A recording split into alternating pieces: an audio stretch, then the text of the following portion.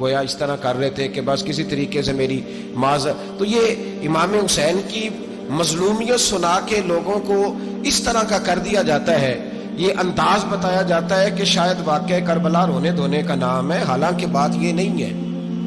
یزید کی لشکر جو امام حسین کے مقابلے میں آیا، امام حسین کے لشکر کی تعداد 72 تھی، تو یزید نے 22,000۔ مجھے بتائیے 72 کا 22,000 سے کوئی مقابلہ ہوتا ہے؟ عمر بن سعد نے پھر عبید اللہ ابن زیاد کو لکھا کہ 22,000 بندے تھوڑے ہیں، کچھ بندے زیادہ بھیج۔ تو عمر بن سعد کو عبید اللہ ابن زیاد کہنے لگے کہ تو پاگل تو نہیں ہو گیا، 72 کے لشکر کا 22,000 بھیجا، اور کتنا بھیجوں؟ تو اس نے کہا تمہیں یہ نہیں پتا یہ لوگ کون ہیں؟ یہ مولا علی شیر خدا کی اولاد ہے، ان میں ایک ایک شخص ایسا ہے جو 1,000 کے مقابلے میں لڑنا جانتا ہے۔ تو یہاں کمزوری دکھائی جاتی ہے، ہمارے بچے سمجھنے لگے ہیں کہ یہ شاید کوئی ایسی داستان ہے، اور اس طرح کا ماحول ٹی وی پہ میں دیکھ رہا تھا، اس طرح کا ماحول بنایا جاتا ہے جیسے کوئی خوف ہے، یعنی واقعہ کربلا کوئی ایسا واقعہ جسے دیکھ کے خوف طاری ہو جائے، بچے راتوں کو ڈرے، وہ اکیلے درخت دکھائے جا رہے ہیں اور تیر دکھائے جا رہے ہیں۔ او یار کیا قوم کی تربیت کر رہے ہیں؟ واقعہ کربلا حوصلے کا نام ہے، دلیری کا نام ہے۔ سنیں بات اصل میں کیا تھی، بڑے ٹھنڈے دماغ سے میری بات کو سمجھیے گا۔ حضرت مولا علی شیر خدا کے بعد مسلمانوں کے متفقہ امیر بنے تھے حضرت امیر معاویہ۔ انہیں امیر کس نے بنایا تھا؟ امام حسن نے، حضرت علی کے بڑے صاحبزادے۔ حضرت امام حسن نے ان سے صلح کی، انہیں خلافت دی، اور صحیح بخاری میں نبی پاک نے فرمایا تھا میرا بیٹا حسن سردار ہے، جب مسلمانوں کی جماعتوں میں لہو بہہ جائے گا تو حسن ان کی صلح کرا دے گا۔ وہ صلح امام حسن نے کرائی، جناب امیر معاویہ امیر بن گئے۔ حضرت امیر معاویہ رضی اللہ تعالیٰ عنہ بڑا پیار کرتے تھے نبی پاک سے، بڑا احترام کرتے تھے حضور کے خاندان کا۔ ان کی جو اجتہادی خطائیں ہیں وہ اپنی جگہ پہ موجود ہیں، چونکہ امام حسن نے ان سے صلح کر لی، لہذا ہم بھی ان کے بارے میں کوئی جملہ کہنے کے مجاز، ہماری مجبوری امام حسن ہے، اس لیے کہ جسے امام حسن صحیح کہے پھر امام حسن کے ماننے والے کو اسے غلط نہیں کہنا چاہیے۔ حضرت امیر معاویہ رضی اللہ تعالیٰ عنہ کا جب وصال ہوا تو حضرت امام حسن پہلے ہی ان سے وصال کر گئے، آپ کو زہر دے دیا کہ آپ شہید ہو گئے۔ امام حسین موجود تھے، تو یزید کے بارے میں لوگوں نے کہا جناب امیر معاویہ سے کہ یہ ٹھیک ہے، مناسب ہے، اور بہادر ہے، دلیر ہے، وہ جو ہوتے ہیں نا خوش آمدی ٹولہ۔ تو حضرت امیر معاویہ کے گرد بھی کچھ ایسے لوگ تھے، انہوں نے آپ سے کہا کہ یزید کو نامزد کر دیں، تو آپ نے یزید کو بلایا، حوالہ مجھ سے دیکھ لیجئے گا، بلا کے فرمایا کہ 3 بندوں کے سامنے اپنی خلافت پیش کرنا، اگر وہ تجھے مان جائیں تو امیر بن جانا، نہ مانے تو چپ کر کے گھر بیٹھ جانا۔ وہ 3 بندے کون ہیں؟ جناب عبداللہ ابن عباس، حضرت عبداللہ بن زبیر، اور امام حسین رضی اللہ تعالیٰ۔ یہ وصیت فرمائی جناب امیر معاویہ۔ حضرت امام حسین کی وہ شخصیت تھی کہ مشکات میں حدیث ہے، نبی پاک صلی اللہ تعالیٰ علیہ وسلم کی چچی جناب ام فضل صبح صبح گھبرائی حضور کی بارگاہ میں آئیں، عرض کی یا رسول اللہ صلی اللہ علیہ وسلم آج میں نے عجیب خواب دیکھا ہے، میں ڈر گئی ہوں۔ حضور نے فرمایا چچی کیا دیکھا؟ عرض کی حضور میں نے دیکھا ہے کہ آپ کے وجود کا گوشت کا ایک ٹکڑا کٹ کے میری جھولی میں آ گیا ہے۔ حضور یہ کیا ہے؟ تو محبوب خواب سن کے مسکرائے، فرمایا چچی یہ پریشانی والا خواب نہیں، یہ تو خوشی والا خواب ہے، اللہ فاطمہ کو بیٹا عطا کرے گا اور وہ تیری گود میں کھیلا کرے گا، چونکہ وہ میرے وجود کا ٹکڑا ہوگا، لہذا خواب تجھے یہ آئی ہے۔ تو امام حسین پیدا ہوئے، امام حسن کی عمر ابھی 11 مہینے تھی، تو نبی پاک نے امام حسین کو جناب ام فضل اپنی چچی کی گود میں دے دیا کہ فاطمہ کے لیے دونوں بچے سنبھالنا مشکل ہوگا۔ وہ خواب اس طرح پوری ہوئی۔ امام حسین سے حضور نے بڑا پیار کیا، بڑی محبت فرمائی نبی پاک سے۔ کچھ حدیثیں میں نے جمعے میں عرض کی تھیں، حضرت ابو ہریرہ رضی اللہ تعالیٰ عنہ کہتے ہیں یہ واحد بچہ تھا حضور کے گھرانے کا کہ میں نے دیکھا کہ نبی پاک صلی اللہ علیہ وسلم بیٹھے تھے تو یہ حضور سے کہہ رہے ہیں، نبی پاک سے، کہ نانا جی اٹھ کے کھڑے ہو۔ کہتے ہیں حضور کھڑے ہو گئے، تو کہنے لگے میں نے آپ کے برابر جانا ہے۔ بچے جو مرضی ضد کر لیتے ہیں نا، قد چھوٹا تھا، عمر 7.5 سال تھی، کہنے لگے نانا میں نے برابر جانا ہے۔ تو نبی پاک صلی اللہ علیہ وسلم نے ہاتھ پکڑ لیے، فرمایا چل پھر ہو جا برابر۔ تو حضرت ابو ہریرہ کہتے ہیں انہوں نے حضور نے ہاتھ پکڑے، اوپر کھینچا تو امام حسین نے پہلے اپنے پیر حضور کے گھٹنوں پہ رکھے، پھر نبی پاک کے سینے پہ رکھے، اور جب ان کا قد سر تھوڑا سا حضور سے اونچا ہو گیا تو محبوب فرمانے لگے چل بس کر، تو نے تو کہا تھا آپ کے برابر ہونا ہے، تو اوپر نکل گیا ہے۔ چل بس کر. فرماتے پھر امام حسین نے زبان باہر نکالی تو محبوب ان کی زبان چوسنے لگے, پھر ساتھ لٹا لیا اور انہیں سونگھنے لگے. تو میں نے عرض کی حضور آپ حسین کو سونگھتے کیوں ہیں؟ تو فرمایا ابو ہریرہ مجھے حسین کے وجود سے جنت کی خوشبو آتی ہے, مجھے حسین کے وجود سے جنت کی. ایک دن حضور گزر رہے تھے. اصل اس طرح تھا کہ یہ نبی پاک کا حجرہ تھا. جن لوگوں کو اللہ نے مدینے کی زیارت کرائی ہے وہ جان سکتے ہیں نبی پاک کا حجرہ تھا. تو حضور کے حجرے کی اس جانب یعنی مسجد کی جو بالکل سیدھ ہے اس کی بیک میں سیدہ فاطمہ رہتی. تو حضور اکثر نہ نماز کے لیے جب نکلتے تو حضرت فاطمہ کے حجرے کے پاس سے ہو کر دوبارہ محراب میں جاتے. محبوب حجرے کے پاس سے گزرے تو امام حسین رو رہے تھے. تو حضرت فاطمہ نے کسی بات میں جھڑک دیا تو امام حسین رونے لگے. تو نبی پاک نماز کے لیے گئے تو واپس لوٹ آئے اور واپس تشریف لا کے کہا فاطمہ حسین کو کیا ہوا؟ عرض کی یا رسول اللہ تنگ کر رہے تھے میں نے ڈانٹ دیا ہے. کیا خوبصورت جملے ہیں حدیث پاک میں. سرکار نے فرمایا فاطمہ اس کو حسین کو نہ رونے نہ دیا کر, یہ جب روتا ہے نا تو میرے دل کو تکلیف ہوتی ہے. تو بی بی صاحبہ کہتی ہیں یہ حکم آیا نبی پاک کا میرے نا, پھر میں نے ڈانٹنا چھوڑ دیا. یہ ان کے فضائل تھے کم. ان کی تربیت خود نبی پاک نے فرمائی, خود ڈیوٹی. میں کسی منطق کا فلسفہ میں اب تو اللہ تعالیٰ معاف کرے, پہلے ہم لوگوں کو کہتے تھے فلانی مجلس میں نہ جانا فلانی, اب تو مصیبت بن گئی ہے, جانے کی ضرورت نہیں, ہر شے موبائل میں آ گئی. مجھے بھیجتے ہیں کہتے ہیں حضرت صاحب یہ ذرا سننا یہ ذرا سننا.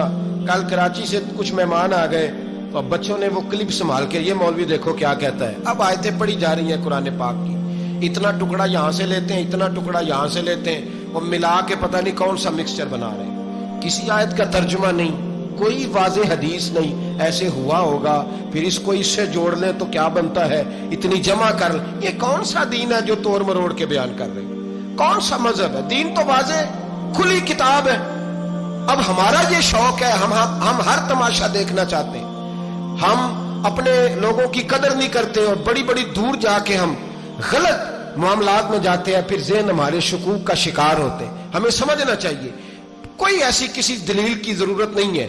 جب ان کے واضح چیزیں ان کی کتابیں میں موجود ہے, حدیث میں موجود ہے, قرآن مجید میں ان کے فضائل کھل کے موجود ہے, تو دور جانے کی کیا ضرورت. حضور ان کی ٹریننگ کراتے تھے. پہلی بات تو یہ ہے کہ نبی پاک نے دعا مانگی تھی, یا اللہ میرے گھر والوں کو زیادہ روزی نہ دینا, انہیں ایک وقت روٹی دینا ایک وقت کی بھوک دینا. یہ جو 10 دن کربلا میں انہیں ٹینشن نہیں نہ ہوئی, انہیں عادت تھی فاقہ کرنے کی, انہیں 3 دن وصلی روزے رکھنے کی عادت تھی. پہلی بات. دوسرا یہ کہ جہاد کی تربیت حضور خود کراتے. حضرت فاطمہ زہرا کہتی میں پردے کے پیچھے دیکھ رہی تھی, نبی پاک نے امام حسن اور حسین سے فرمایا چلو میرے سامنے کشتی لڑو. تو دونوں حضرات آپس میں جب کشتی لڑنے لگے تو نبی پاک نا امام حسن کو کہتے ہیں حسن حسین کو ٹانگوں سے پکڑو, حسن حسین کو پیچھے سے پکڑو. جب نبی پاک بار بار امام حسن کو بتا رہے تھے تو سیدہ پیچھے سے بول پڑی, کہنے لگی یا رسول اللہ آپ چھوٹے کو بتائے آپ بڑے کو بتا رہے ہیں. بڑا تو پہلے 11 مہینے بڑا ہے تو آپ چھوٹے کو بتائے بڑے کو بتا رہے. تو فرمایا فاطمہ تو چپ کرنا, جو میں دیکھ رہا ہوں تو نہیں نہ دیکھ رہی, ایک کو میں بتا رہا ہوں دوسرے کو جبریل امین بتا رہے ہیں. تو یہ حضور نے اپنے سامنے ان کی تربیت کی, ٹریننگ. ہوا یہ کہ یزید جب امیر بنا نا 2-3 چیزیں ہوتی ہیں جب کسی بندے کو قابو کرنا ہوتا ہے, 2-3-4-5 چیزیں ایسی ہوتی ہیں جس سے بندہ قابو آتا ہے. تو اس نے بھی فوری طور پہ یزید نے دیکھا میرے لیے مسئلہ کیا بن سکتا ہے. ولید بن عتبہ اس وقت مدینے کا گورنر تھا. یزید نے اس کو خط لکھا کہ امیر عرب کا رواج آج بھی ہے کہ جب تک نئے خلیفہ کی بیعت نہیں ہو جاتی پرانے کے انتقال کی خبر ہی نہیں دیتے, اس کو رکھے رکھتے ہیں. یہ ان کا طریقہ ہے. وہ کہتے ہیں کہ ولی عہد اچھی طرح قبضہ کر لے پھر بتائیں گے. حضرت امیر معاویہ کا وصال ہو گیا, بتایا نہیں. یزید نے اب کیا کیا, کیونکہ بڑا چلاک آدمی تھا, بڑا شاطر تھا, بڑا تیز تھا, اس نے ولید کو خط لکھا. کہنے لگا کہ فوری طور پہ عبداللہ ابن عباس کو بلاؤ اور اسے کہو میری بیعت کریں. یہ جو بیعت ہوتی تھی نا یہ بھی سن لے کیا ہوتی تھی. یہ بیعت حلف ہوتا تھا کہ میں اللہ رسول کے نام پہ حلف دیتا ہوں کہ میں یزید کی اطاعت کروں گا, میں اس کے خلاف کوئی بغاوت نہیں کروں گا. کوئی یہ بیعت لوگ سمجھتے ہیں کہ بس ہاتھ پکڑنے کا نام بیعت تھا. اس بیعت کا متبادل جمہوری ملکوں کے اندر ووٹ آیا ہے. تو کہا بیعت کرے. حضرت عبداللہ ابن عباس کو بھی بلاؤ, عبداللہ بن زبیر کو بھی بلاؤ, امام حسین کو بھی بلاؤ. امام حسین آدھی رات کے وقت بیٹھے تھے, مسجد نبوی میں، چونکہ پانچوں نمازوں کی آپ امامت کرتے. امام حسین نماز پڑھا کے عشاء کی بیٹھے تھے جناب عبداللہ بن زبیر. عبداللہ بن زبیر کون تھے؟ یہ نبی پاک صلی اللہ علیہ وسلم کی پھوپھی پوتے تھے اور جناب صدیق اکبر کے نواسے تھے حضرت عبداللہ بن زبیر. اور جناب زبیر بن عوام عشرہ مبشرہ صحابی ہیں، ان کے بیٹے تھے. بہت زیرک آدمی تھے، یہ بھی امام حسین کے پاس بیٹھے تھے. عبداللہ ابن عباس بھی تھے جو حضور کے چچا کے بیٹے ہیں، اس امت کے پہلے مفسر ہیں قرآن پاک. یہ لوگ بیٹھے تھے تو ولید نے ایک بندہ بھیجا، اس نے آ کے کہا جناب آپ کو گورنر صاحب نے بلایا ہے. تو عبداللہ بن زبیر کہنے لگے حسین اس وقت بلانے کی بات سمجھ میں نہیں آئی. تو امام حسین بڑے بصیرت والے تھے، اللہ نے بصیرت دی تھی.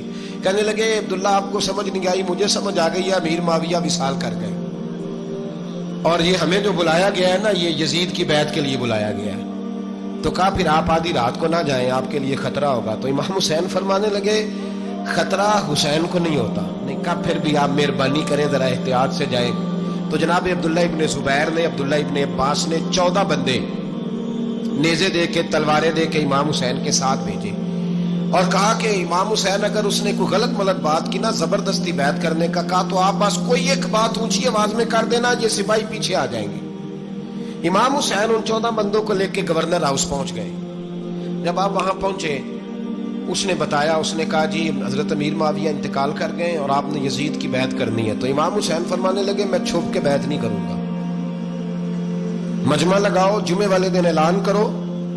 جو طریقہ ہے حضرت ابو بکر صدیق کا، جو طریقہ ہے حضرت عمر فاروق کا، جو انداز حضرت عثمان غنی کا ہے، جو مولا علی کا ہے، سر عام اعلان کرو.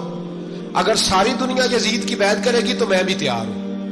تم مجھ سے بیعت لے کے بھی لوگوں کو بتانا چاہتے ہو کہ حسین بیعت ہو کر رہے ہیں تو تم کیوں نہیں کر رہے؟ میں عام آدمی نہیں ہوں، لہذا چھپ کے بیعت نہیں کرتا. جب یہ بات کی نا تو ولید بڑا نرم دل تھا اور امام حسین کی شان کو جانتا تھا. وہ جانتا تھا یہ نبی پاک کا خاندان ہے. اس نے کہا جی مجھے تو حکم تھا، باقی آپ حضور کے نواز ہیں، میں کر کچھ. وہاں ایک بڑا بدبخت شخص بیٹھا تھا عبد الملک بن مروان. وہ ولید سے کہنے لگا کہ اگر حسین آج تمہارے ہاتھ سے نکل گئے تو تمہارے لیے بہت بڑا مسئلہ کھڑا ہو جائے. انہیں جانے نہ دینا، یا بیعت کراؤ یا ان سے کہو جنگ کے لیے تیار ہو. تو امام حسین رضی اللہ تعالیٰ عنہ کے کانوں میں آواز گئی تو فرمانے لگے ابن مرجانہ، اگر تیرے اندر جرت ہے تو آ سامنے حسین کے، اس کے کانوں میں باتیں نہ کر، کانا پھوسی نہ کر، باہر آ میدان میں، شرارت نہ کر، باہر آ. میں تمہیں ابھی بتاتا ہوں کہ حسین سے مقابلہ کرنے کا انجام کیا ہے. یہ کہہ کہ امام حسین باہر نکلے، اپنے بھائی محمد بن انفیہ کو بلایا، عبداللہ بن زبیر، عبداللہ ابن عباس، ڈھیر سارے لوگ اکٹھے ہو گئے. فرمایا یہ معاملہ ہے، اب کیا کرنا ہے؟ تو وہ کہنے لگے حضور وقت ابھی مناسب نہیں ہے، آپ اس طرح کریں یہاں رکے، ہم مکے سے، عراق سے، کوفے سے لوگوں کو بلاتے ہیں، یہاں ایک بڑی مجلس مشاورت قائم کرتے ہیں. امام حسین فرمانے لگے اگر تم مشاورت قائم کرو گے تو ولید اور عبد الملک بن مروان وہ تو جنگ کرنے کو تیار ہیں، اور نبی پاک نے فرمایا ایک مینڈا ہوگا جس کی وجہ سے مدینے کی گلیوں میں لہو بہے گا. فرمانے لگے میں وہ بکرا، وہ مینڈا نہیں بننا چاہتا. کہا پھر آپ کیا کریں گے؟ تو امام حسین رو پڑے، فرمانے لگے میں مدینہ چھوڑ جاؤں گا لیکن مدینے کی حرمت پامال نہیں ہونے دوں گا. امام علی مقام آدھی رات کے وقت نکلے. سیدہ فاطمہ کا دروازہ ایک اس دن جس دن حضرت مولا علی کوفے چلے گئے اور دوبارہ آج تالا لگا جب امام حسین نکلے. آپ جنت البقیع کے پیچھے کھڑے ہو کے حضور کا روضہ دیکھنے لگے. اس وقت گنبد تو نہیں ہوتا تھا، روضہ دیکھنے لگے. نانا تیرے کرم کے خزینے کی خیر ہو، میں جا رہا ہوں تیرے مدینے کی خیر ہو. سارا خاندان لے گئے، مکے تشریف لے گئے. حج کے ایام قریب آنے والے تھے. امام حسین نے وہاں لوگوں سے باتیں کی. جب امام حسین وہاں پہنچے تو کوفے سے خط آنے لگے. کوفہ حضرت علی کا دارالخلافہ تھا، وہاں آپ کے محبین، پیار کرنے والے ڈھیروں تھے. انہیں خط لکھے کہ حضور آپ چپ کر کے بیٹھے ہوئے ہیں اور ہمارے اوپر یزید مسلط ہو گیا ہے. آپ اگر میدان میں نہیں نکلیں گے، آپ نہیں آئیں گے تو ہم اللہ کی بارگاہ میں شکوہ کریں گے کہ کوئی ہماری کمان کرنے کو تیار ہی نہیں ہوا. اور وہ خط 1 2 3 نہیں آئے، وہ خط اتنے تھے کہ 3 بوریوں میں بھرے تھے امام حسین، 3 بوریوں میں. اب مجبوری ہو جاتی ہے، حق کے لیے کئی دفعہ بات کرنا مجبوری ہوتی ہے. اگر نہیں کرے گا تو پھر اس کو بھی قبر میں جواب دینا پڑے گا. امام علی مقام رضی اللہ تعالیٰ عنہ نے مکے میں اب لوگوں کو جمع کیا مشورے کے لیے. ہر بندے نے کہا حضور وہ بلا تو رہے ہیں پر اپنے وعدوں کے پکے. کہا حضور وہ پکے نہیں، آپ نہ جائیں. ہر بندے نے کہا حالات ٹھیک نہیں, حالات گراؤنڈ ریالٹی صحیح نہیں. یہی مشورہ آج بھی ہر بندہ دیتا ہے, ابھی حالات نہیں. اتنے خراب حالات کبھی نہیں ہوئے تھے جتنے امام حسین کے دور میں تھے. لیکن فرمایا میں دین کے خلاف غلط حکمران کو مسلط ہونے کی اجازت, بول کے بتائیے, بول کے, غلط حکمران کو مسلط ہونے کی اجازت, مزاحمت کروں گا, مخالفت کروں گا. امام کہنے لگے کوئی بات نہیں, وہ میرے ساتھ چلے نہ چلے لیکن میں کوفے جاؤں گا. وہ لوگ میرے ساتھ کھڑا ہونے کو تیار ہے تو وہ جھوٹ ہے یا سچ ہے, پر میں چلوں گا.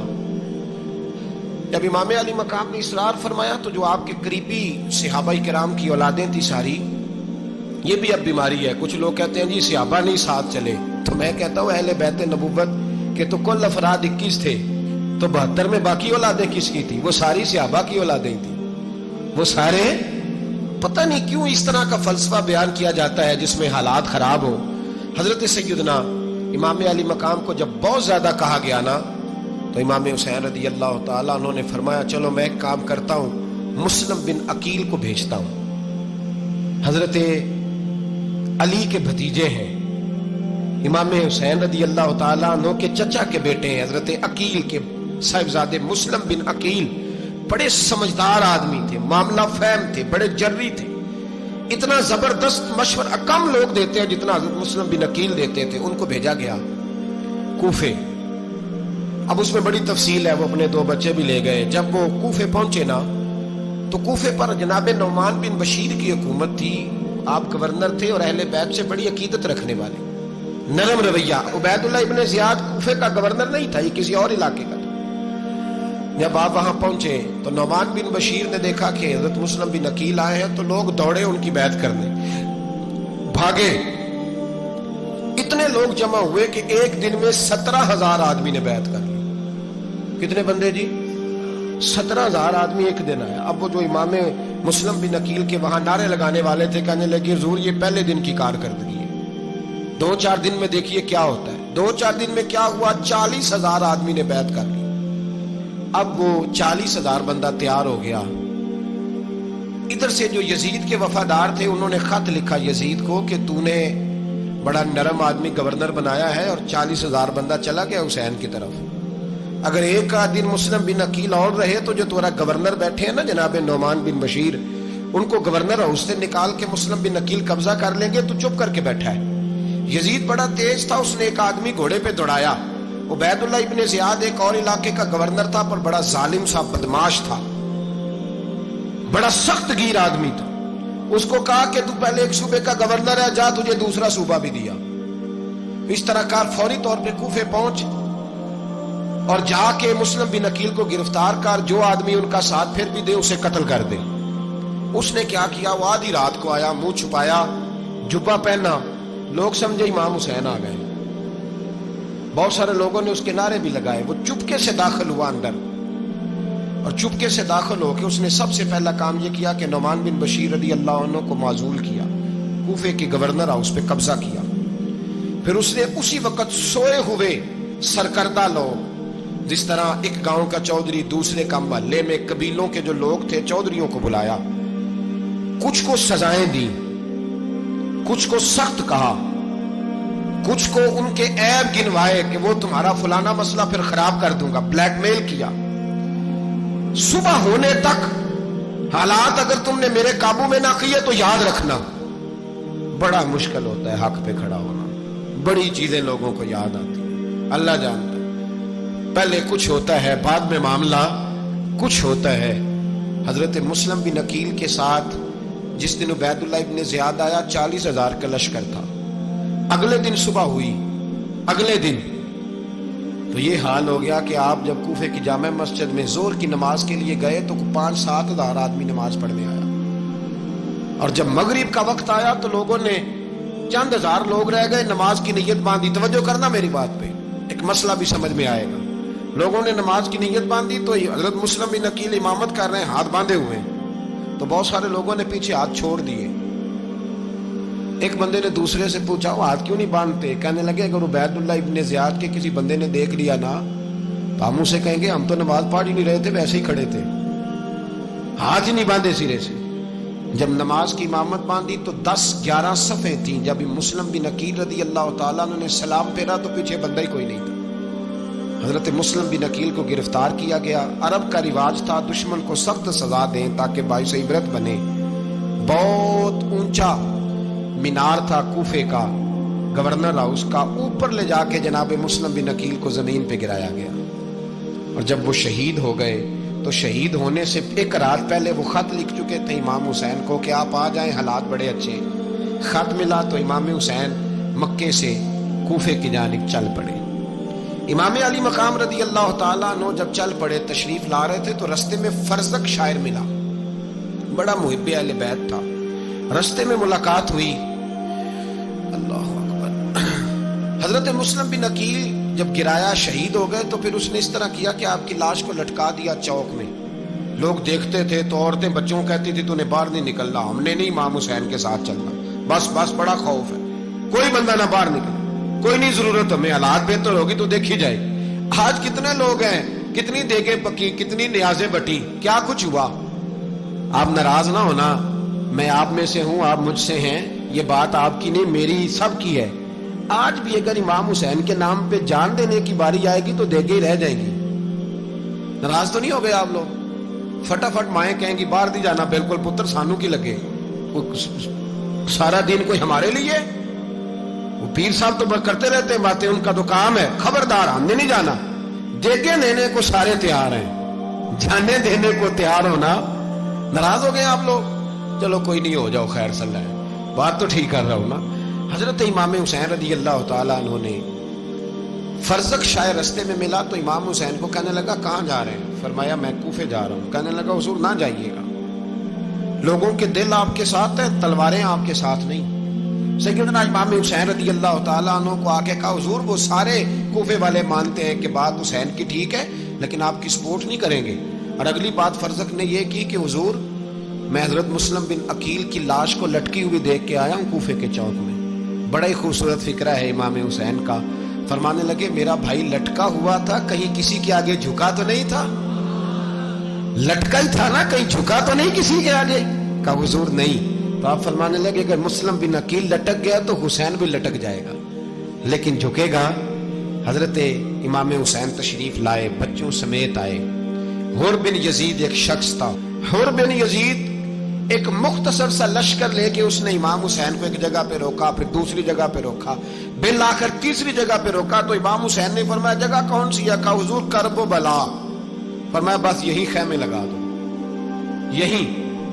حضرت سیدہ زینب نے پوچھا امام حسین سے کہ سارے زمانے نے روکا ہے، ٹھیک ہے آپ حق پہ ہیں، یہ بھی سب نے کہا ہے آپ حق پہ ہیں، پر روکا بھی سب نے، آپ روکے کیوں نہیں؟ تو ابن کثیر اور ابن اسیر لکھتے ہیں امام حسین رو پڑے. کہنے لگے بہن میں رک جاتا پر میں نے رات کو نانا مصطفیٰ کو خواب میں دیکھا ہے. تو حضور نے فرمایا حسین اگر آج یہ رواج پڑ گیا نا یزید جیسے لوگوں کا تو قیامت تک پڑا رہے گا. پھر لوگ کہیں گے کوئی نکلا نہیں تھا تو ہمیں بھی نکلنا. پھر لوگ ظالموں کے سامنے گردنیں جھکانے کے عادی ہو جائیں. میں کہتا رہتا ہوں، کہہ رہا ہوں، کربلا کی جنگ کفر اسلام کی جنگ نہیں، کفر اسلام کی جنگ نہیں کربلا کی. کیونکہ یزید تو بڑا پکا نمازی تھا، خطبہ دیتا تھا. وہ تو جب امام حسین رضی اللہ تعالیٰ عنہ نے کربلا کے میدان میں جمعے کا دن تھا تو یزید کے سامنے کو بات کرنی شروع کی عمر بن سعد کے سامنے. تو عمر بن سعد کہنے لگا حسین زیادہ باتیں نہ کر، ہمارا جمعہ لیٹ ہو رہا ہے، جنگ کے لیے تیار ہو، فٹافٹ آ. اہل بیت نبوت کو قتل کریں گے اور قتل کے بعد پھر نماز پڑھیں گے اور پھر کہیں گے اللہم صلی علی محمد وعلی آل محمد، اسی نماز میں پھر درود بھی پڑھیں گے. یہ کیسا مرتبہ ہے، کیسا انداز ہے. دوستی قاتل سے بھی، مقتول سے یارانہ بھی. امام حسین نے حر بن یزید امام حسین سے کہنے لگا مجھے حکم ہے آپ کو روکنے کا، آپ آگے نہیں جا سکتے. امام صاحب نے فرمایا وجہ؟ زمین اللہ کی ہے. اس نے کہا آپ بیعت نہیں کر رہے، یزید کی حالات آپ کے حق میں درست نہیں ہیں، آپ نہیں جائیں گے. امام روک گئے. ظہر کی نماز کا وقت ہوا تو حضرت علی اکبر امام حسین کے بڑے صاحبزادے انہوں نے اذان ظہر پڑھی تو حر بن یزید کے لشکر نے امام حسین کے پیچھے نماز ادا کی. کہا بھئی تم مقابلے میں آئے ہو، نماز پیچھے پڑھتے ہو؟ کہا حضور مقابلہ تو تلواروں سے کر رہے ہیں، پر ہمارا دل تو مانتا ہے نا کہ مصطفیٰ کا نواسہ بڑی شان والا ہے۔ حر بن یزید نے 3 نمازیں لشکر سمیت امام حسین کے پیچھے پڑھی ہیں، 3 نمازیں، ظہر اثر اور مغرب۔ پھر امام حسین کے سامنے شرائط پیش کی کہ آپ کو یہاں گھیر لیا گیا ہے، یہاں آپ بیعت کریں گے، یہاں آپ جنگ کریں گے، 2 ہی باتیں۔ امام حسین نے فرمایا نہیں بھائی، بیعت تو میں نہیں کرتا، اس کے علاوہ تم جو کہتے ہو میں کرنے کو تیار ہوں۔ اس نے خط لکھا، عبید اللہ ابن زیاد کو ایک بندہ دوڑایا پیچھے کوفے، چند میل پہ کوفہ تھا، کہا وہ نہیں مان رہے، کیا کرنا ہے؟ تو حسین ابن علی ہے، میں زیادہ دیر انہیں روک بھی نہیں سکتا۔ انہوں نے پیغام دیا حر بن یزید کو کہ کرنا کچھ بھی نہیں، ان کا پانی بند کر دو، بلیک میل کرو، کھانا پانی نہیں ملے گا، چھوٹے چھوٹے بچے ہیں، خود ہی مان جائیں گے۔ حضرت امام علی مقام کے بارے میں حر کے پاس جب یہ پیغام آیا تو حر کہنے لگا میری طبیعت نہیں مانتی حسین پر پانی بند کرو، دل نہیں مانتا۔ جب یہ لفظ کہے نا دوبارہ تو پھر عبید اللہ ابن زیاد نے عمر بن سعد کو 10,000 آدمی دے کے بھیجا، کہا حر بن یزید لچک دکھا رہا ہے حسین کے حق میں۔ ایک رے کا علاقہ تھا، بڑی وہاں فصل ہوتی تھی، لوگ کوشش کرتے تھے وہاں کا گورنر بننے کی، کوشش کرتے تھے۔ تو عبید اللہ ابن زیاد کہنے لگا تمہیں رے کی گورنری ملے گی، سب سے سرسبز و شاداب علاقہ، تمہیں وہاں کا گورنر بنایا جائے گا اگر حسین کے خلاف لڑو گے۔ یہ اتنی زبردست ہوتی ہیں گورنریاں کہ گورنریوں کے لیے لوگ نسل رسول کے خلاف بھی نکل آتے ہیں، یہ اتنی تگڑی ہوتی ہیں، اتنی جلدی وفاداریاں بدلتی ہیں۔ وقت اتنا نہیں کہ میں مزید تفصیل میں جاؤں۔ امام حسین کو روک لیا گیا، عمر بن سعد نے روک لیا۔ 1 محرم کو امام آئے، 7 محرم تا روکا گیا، 7 محرم کو پانی بند کر دیا۔ جانور پانی پیتے تھے، گھوڑے پیتے تھے، کتے پیتے تھے، لیکن مصطفیٰ کے گھرانے کو پانی پینے کی اجازت 3 دن تک پانی بند رہا۔ 9 محرم کو عمر بن سعد نے اور لوگ بلائے۔ شمر ایک بڑا سخت آدمی تھا، سنگ دل بدبخت، جس نے حضرت علی اصغر کے گلے پر تیر مارا تھا، وہ اور لشکر لے کے آیا۔ رات کو کہنے لگا امام حسین رضی اللہ تعالیٰ عنہ سے کہ بس بڑا ہو گیا، یہ 9-10 محرم کی درمیانی رات، یہاں آپ جنگ کریں گے یا آپ بیعت کریں گے، 2 ہی باتیں۔ امام حسین اندر گئے، سیدہ زینب سے مشورہ کیا، باہر آئے، فرمایا بات وہی ہے جو پہلے دن والی ہے۔ امام حسین رضی اللہ تعالیٰ عنہ نے فرمایا بھائی بیعت تو میں نہیں کرتا، باقی جو تمہارا پروگرام ہے۔ شمر اور ابن سعد کہنے لگے پھر جنگ کے لیے تیار ہو جائیں۔ کیا انداز ہے امام حسین کا، فرمانے لگے کل جنگ کروں گا، مجھے پتا تو ہے جنگ کا نتیجہ کیا نکلنا ہے، 1 رات مجھے دے دو تاکہ میں کھل کے اپنے رب کی عبادت تو کر لوں۔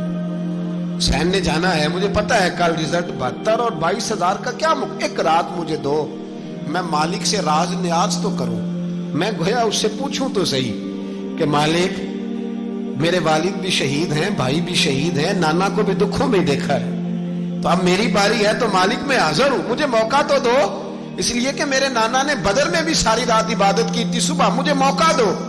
اور دنیا کا اصول ہے جب کوئی موقع مانگتا ہے تو دیا جاتا ہے۔ یہ دونوں کہنے لگے کوئی موقع نہیں۔ حر بن یزید پیچھے سے بولا، کہنے لگا نہیں، بدتمیزی نہ کرو، حسین کو موقع دو، تمہیں دینا پڑے گا۔ موقع دیا۔ حر بن یزید نے پھر منت کی، کہا حضور آپ مہربانی کرے مان جائیں۔ فرمایا ماننے والا کھاتا کوئی نہیں، یہ بڑا مشکل کام ہے بھائی، ضمیر کا سودا اب تو عام ہو گیا، بازار لگتے ہیں، ریٹ لگتے ہیں، اپنی اپنی چاہتوں پہ لوگوں نے اپنے اپنے انداز سجائے ہوئے۔ کوئی آدمی بس اچھے طریقے سے نام لے لے تو بس ہم اس کے پیچھے چل جاتے ہیں، اب تو عام ہو گیا یہ معاملہ۔ امام حسین نے فرمایا ہو ہی نہیں سکتا، ممکن ہی نہیں ہے۔ ساری رات عبادت میں گزری، ریاضت میں گزری، تہجد کا وقت ہوا تو گھر والوں کو بلایا، فرمایا دیکھنا تمہاری سی کی آواز نہ باہر آئے، خبردار سی کی آواز نہ آئے۔ اور امام زین العابدین سے فرمایا تو بیمار ہے، تو جہاد نہیں کرے گا، لیکن خیال رکھنا پیچھے۔ اور بڑی قیمتی بات بتا رہا ہوں، ہماری بیویاں کسی کے گھر میت ہو جائے تو 4 دن بخار نہیں اترتا۔ امام علی مقام نے سیدہ زینب سے فرمایا تو بڑی ہے، میری بہن ہے، پیچھے سارے بچے ہیں، جوان ہیں، ان کے حوصلے تیری ذمہ داری ہیں۔ صبح جنگ کا طبل بجنے لگا، فجر کی نماز پڑھی، سورج چڑھا، 10 محرم کا دن، جمعے کا وقت، جناب سیدنا امام حسین رضی اللہ تعالیٰ عنہ نے ریت پر سجدے کیے، لمبے سجدے، لمبی نماز، सूरत शम्स की आयात दूसरी रकत में पढ़ी तो सारा करबला गूंजने लगा। क्या अंदाज़े तकल्लुम था इमाम अली मकाम का। नमाज मुकम्मल हुई तो होर बिन यजीद, अमर बिन साद और शीमर से कहने लगे, वाकई हुसैन से लड़ोगे? पता नहीं कौन है। कुल्ला सालुकुम अलैहि अजरन, तुमने नहीं पढ़ा? इल्लल मवद्दत फिल कुर्बा, तुम्हारी आंखें बंद है। अल हसन वल हुसैन सय्यद शबाब अहले जन्नह, तुम्हें नहीं पता? कहने लगा चुप कर, हुकूमत नजर आ रही है। और बिन यजीद कहने लगे, फिर मेरा भी फैसला सुनो, मुझे हुकूमत नहीं चाहिए, मुझे जन्नत चाहिए। हुकूमत नहीं चाहिए। इमाम हुसैन की पहली फतह देखें, और बिन यजीद एड़ी लगा के ना यजीद के लश्कर से निकल के इमाम हुसैन के लश्कर में शामिल हो गया। और पहला शख्स जिसने इमाम हुसैन को रोका, इमाम हुसैन के नाम पर पहला सर भी इसी शख्स ने कटाया है। लेकिन यजीद की कब्र पे लानत भी कोई नहीं बरसाता, उसका महल था बहुत बड़ा। लेकिन जब लोग करबला में इमाम हुसैन को सलाम करने जाते हैं तो कदमों में होर बिन यजीद का मजार भी बना हुआ है, उसको भी सलामी दी जाती है। और अब हम अकेला हुर बिन यजीद नहीं कहते, हम कहते हैं हुर बिन यजीद रदी अल्लाह ताला। अब हम इतनी ताजीम करते हैं उस हुर की। जनाबे इमाम हुसैन को मैदान में खड़ा किया गया, जिहाद का तबल बजा, पहले खुद्दाम आए। और सुन लो, आज वो पता नहीं बाजारी से लोग चढ़ गए स्टेजों पे, बाजारी से, ना चेहरे पे दाढ़ी है ना सर पे कोई कपड़ा है, बाजारी लोग हैं, भाग रहे हैं, बाजू चढ़ाए हुए हैं, बटन खोले हुए हैं, तमाशा बना दिए। सुनने वालों का भी अल्लाह ही हाफिज है। वो स्टेज पे अहले बैत की शान बयान करता है, भाग के उधर जाता है। ये कोई तरीका है? सुनने वालों का भी अजीब अंदाज है, हर बंदे को सुनने बैठ जाते हैं। दीन मुहज्जब है, तहजीब वाला है, दलाइल रखता है, दीन वकार रखता है, ऐसे लोग आप दीन बयान करेंगे? हजरत सैयदना इमाम हुसैन रज़ी अल्लाह ताला अन्हु सुबह जब जिहाद का वक्त आया, पता है कौन कौन थे करबला में? इमाम हुसैन के साथ इमाम हुसैन के 4 भाई थे करबला में। कितने? बोल के बताए। हजरत अली के 4 बेटे, अब्बास बिन अली, जिनको हजरत अब्बास कहा जाता है ना, अलमदार, ये हजरत अली की दूसरी ज़ौजा में से अब्बास बिन अली भी थे, और अबू बकर बिन अली भी थे, उमर बिन अली भी थे, उस्मान बिन, ये हजरत अली के बच्चों के नाम है। ये आपके शहजादे इमाम हुसैन के साथ शहीद हुए। इनका नाम सिर्फ इसलिए नहीं लिया जाता कि इनका नाम खुलाफाए सलासा के नाम पे, हजरत अली ने अपने यारों के नाम पे रखा है, तो तुमने करबला के मैदान से खारिज कर दिया। ये तीनों शहजादे हजरत जनाब सैयदना इमाम हुसैन के साथ थे, ये भी शहीद हुए। हजरत जनाब ज़ैनब इमाम हुसैन की सगी बहन है, इनके 2 बच्चे थे, औन और मोहम्मद। जब इमाम हुसैन मैदान में जाने लगे तो जनाब ज़ैनब बच्चों से कहने लगी, ना पहले भाई नहीं जाएगा, पहले भांजे जाएंगे। 2 बच्चे शहीद हुए। हजरत कासिम बिन हसन इमाम हसन के बेटे थे। वो जब मैदान में जाने लगे तो इमाम हुसैन ने कहा, नहीं भाई तू नहीं जाएगा, तू मेरे भाई की निशानी है, मैं जाऊंगा। तो हजरत कासिम बिन हसन ने एक तावीज़ खोल के दिया। अब्बा जी, मेरे वालिद ने कहा था जब बड़ी मुश्किल आ जाए तो तावीज़ खोल के देखना। तो आज बड़ी मुश्किल आई है तो मैंने तावीज़ खोला है, तो ये देखें क्या लिखा है। ये तो रुका है, तावीज़ है ही नहीं। जब खोल के देखा तो उस पर लिखा था, कासिम अगर हुसैन पे कोई कड़ा वक्त आ जाए तो बैठ के आगे आगे रहना, अगर कड़ा वक्त मेरे भाई पे कभी आ जाए ना, देखना इसके आगे आगे चलना, इसे हसन की कमी ना महसूस हो। भाइयां जिहा साख नहीं कोई जे विच खार ना होवे। सैयदना इमाम हुसैन पहली दफा करबला में उस वक्त रोए जब ये रुका। आपने देखा तो फरमाया, ठीक है, अगर हसन की ये वसीयत है तो मैंने जिंदगी में अगर उनकी हर बात मानी है, अब भी मानूंगा, तुम्हें इजाजत है। जनाब कासिम बिन हसन 16 साल का जवान जब मैदान में निकले तो हाय हाय पता नहीं कहां से आ गई है। इमाम कासिम बिन हसन जब मैदान में निकले तो तबरी से लेकर अल्लामा अबुल हसनात साहब सबको पढ़ के तो देखो, 3 दिन की प्यास है, शदीद आजमाइश है, दुख है, तकलीफें हैं, फिर भी पहली दफा जब मैदान में गए हैं, वापस आए हैं, 19 लोगों को कत्ल करके वापस आए। सुनाओ किस्सा खैबर को, तमामी अपने बच्चों को। अली की दास्तां सुन के दिलों से डर निकलता है। अली की दास्तां सुन के दिलों से, ये जो बच्चे डर रहे हैं ना, वो हो चिमगादड़ आ गई, काकरोच आ गया, ये खौफ निकल जाएगा अगर हजरत कासिम बिन हसन की बात सुनेंगे।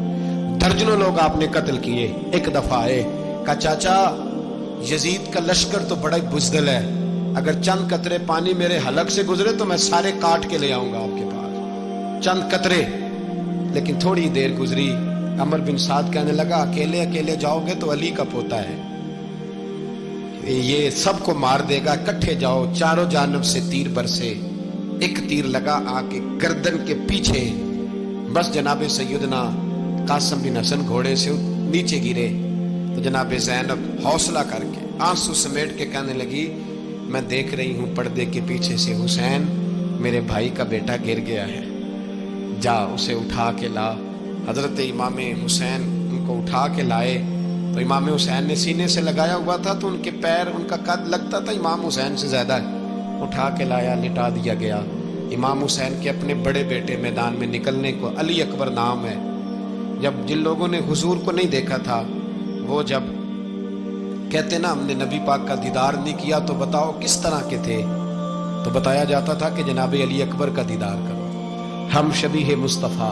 और जब वो गलियों में निकलते थे तो औरतें छतों पे चढ़ जाती। जनाब अली अकबर रदी अल्लाह ताला अन्हु तलवार लेके मैदान में निकले, जवान बेटे देने बड़े मुश्किल। ओ यारो रट्टा क्या है ये तो बताओ कि जालिम आदमी हुक्मरान, यार ये रट्टा है, एक जालिम का रास्ता रोकना है, इस रट्टे के लिए हम शबीह मुस्तफ़ा जनाब सैयदना इमाम अली अकबर मैदान में निकले, बड़े लोग मारे, बड़े।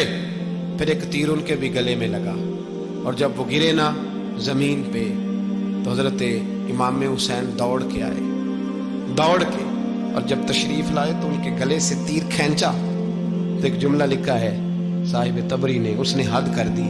कहने लगे तीर खींचा तो इमाम हुसैन की आंखों में आंसू आए, कहने लगे काश जनाब इब्राहिम आज मेरे सामने होते तो मैं उन्हें कहता कि आपने तो बेटा ज़िबा करते वक्त आंखों पे पट्टी बांधी थी, देखो मैं खुली आंखों से बच्चे ज़िबा करना, खुली आंखों। काश जनाब इब्राहिम खलील होते तो उन्हें कहता।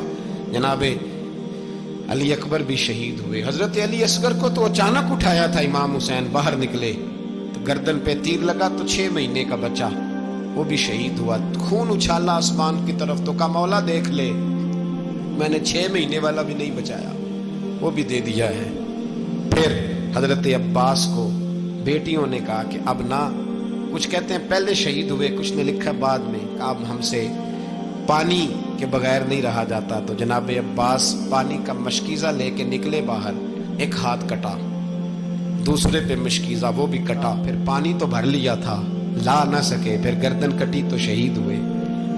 बच्चों की भी शहादत हुई। पर जब उनका लाशा उठाया तो इमाम हुसैन कहने लगे मौला अब ना हुसैन की कमर कमजोर हो गई है, अब कमजोर हो, और भाई एक मैयत हो जाए तो 4-5 दिन तो पूरी आंखें नहीं खुलती, कैसा जर्री खानदान है।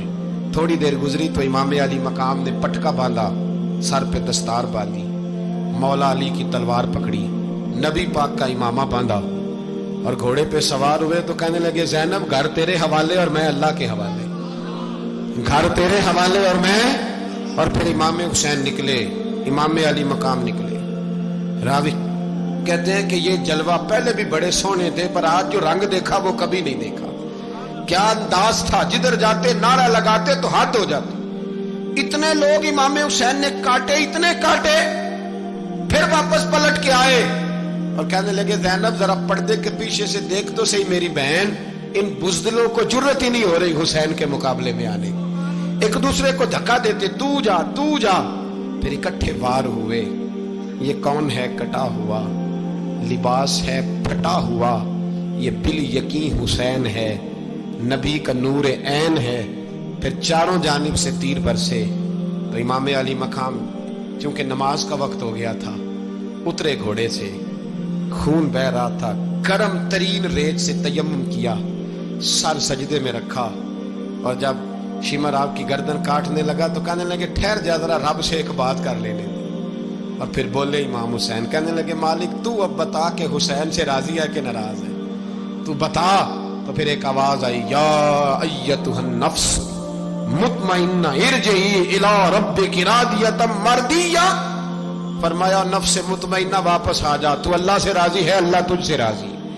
इमाम हुसैन वहां शहीद हो गए। अब ये काफिला امام حسین کا سر کاٹ، ذرا دیکھنا غور کرنا، سر کاٹ کے نیزے پہ رکھا ہے، جسم کربلا میں پڑا ہے، عورتوں کو گھوڑوں پہ بٹھا کے لے جایا گیا یزید کے دربار میں۔ یزید پہلے عبید اللہ ابن زیاد نے بدتمیزی کی، پھر یزید نے کی۔ سعودی عرب کا ایک مولوی بول رہا تھا، سعودی عرب کا، ان سے بھی بڑا عشق ہے، جس نے تقریر سننی ہو میرے پاس ہے۔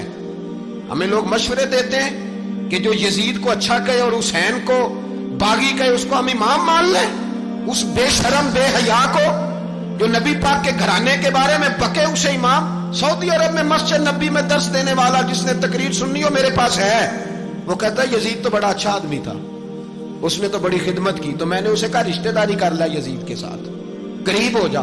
شرم نہیں آتی؟ آج بھی نبی پاک کا دل دکھاتے ہو، حیا نہیں آتی، خیال نہیں آتا؟ اور لوگ گھر میں بیٹھ کے باتیں کرتے ہیں، کہتے ہیں جی جو بیت اللہ میں ہو وہ بھی برا ہو سکتا ہے۔ بیت اللہ میں تو 360 بت بھی تھے، وہ اچھے تھے۔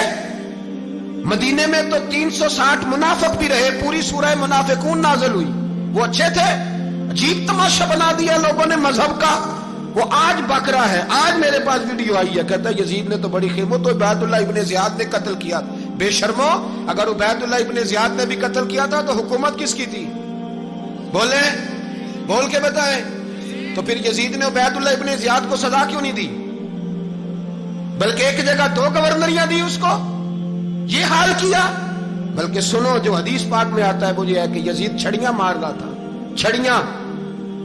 امام حسین کے لبوں پہ تو نعمان بن بشیر صحابی تھے، بول پڑے، کہنے لگے او یزید بدبخت، ہاتھ پیچھے اٹھا، مجھے اللہ کی عزت کی قسم میں نے سینکڑوں بار نبی پاک کو ان ہونٹوں کو چومتے دیکھا ہے۔